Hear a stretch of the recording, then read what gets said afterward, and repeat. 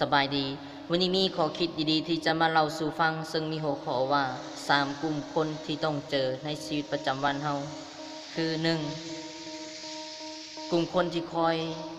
สนับสนุนเฮาบ่ว่าเฮาจะเฮ็ดสิ่งใดกลุ่มคนเหล่านี้เขาจะอยู่เคียงข้างเฮาอยู่ตลอดเวลาเขาจะคอยบอกสอนเฮาผลักดันเฮาให้อยู่จุดสูงสุดหรือว่าให้เดินตามเป้าหมายของเฮาที่เฮาตั้งเป้าไว้ 2. กลุ่มคนที่คอยดูถูกเฮาบ่ว่าเฮาจะเฮ็ดสิ่งใดเฮาจะนอนนั่งเดินกิน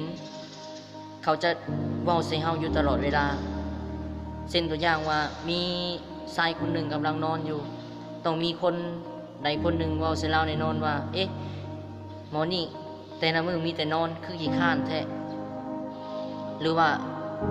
คนใดคนหนึ่งกำลังเว้าสิ่งที่เป็นประโยชน์ต้องมีคนใดคนหนึ่งว่าหมอนี่กำลังอวดปัญญาหรือว่าอวดความรู้ซึ่งสิ่งเหล่านั้นมันก็ได้สำคัญอีกอย่างเลยสิ่งสำคัญก็คือถ้าเราคิดว่าเราเฮ็ดสิ่งนี้ถูกต้องแล้วมันก็ได้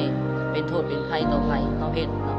เรามีหน้าที่เฮ็ดเราเฮ็ดเขามีหน้าที่เว้าให้เขาเว้าเพราะว่าคำเว้าของเขา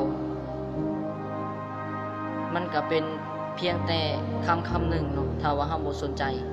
อย่าให้คำว่าของเขามาส่งต่ออิทธิพลต่อความฝันของเราต่อเป้าหมายของเรา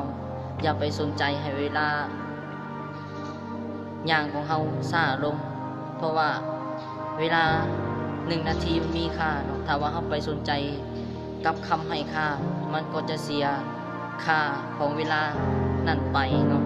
ฉะนั้นเราต้องย่างออกมาบ่ต้องไปสนใจคำนินทาของคนรอบข้างหรือว่าคำดูถูกของเขา3 ก็คือกลุ่มคนที่บ่สนใจอย่างเลยเนาะเวลาที่เราเฮ็ดหยังเขาจะบ่สนใจเขาจะสนใจแต่เรื่องของเขา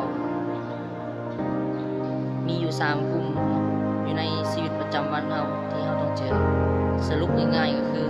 1. คนที่คอยสนับสนุนเราเวลาที่เราเฮ็ดหยังก็ตาม 2. คนที่คอยดูถูกเราบ่ว่าเราจะเฮ็ดหยังก็ตาม 3. คนที่บ่สนใจเฮาเลยเวลาที่เฮาเฮ็ดสิ่งใดสิ่งหนึ่งหวังว่าแนวคิดนี้จะเป็นประโยชน์ขอขอบใจ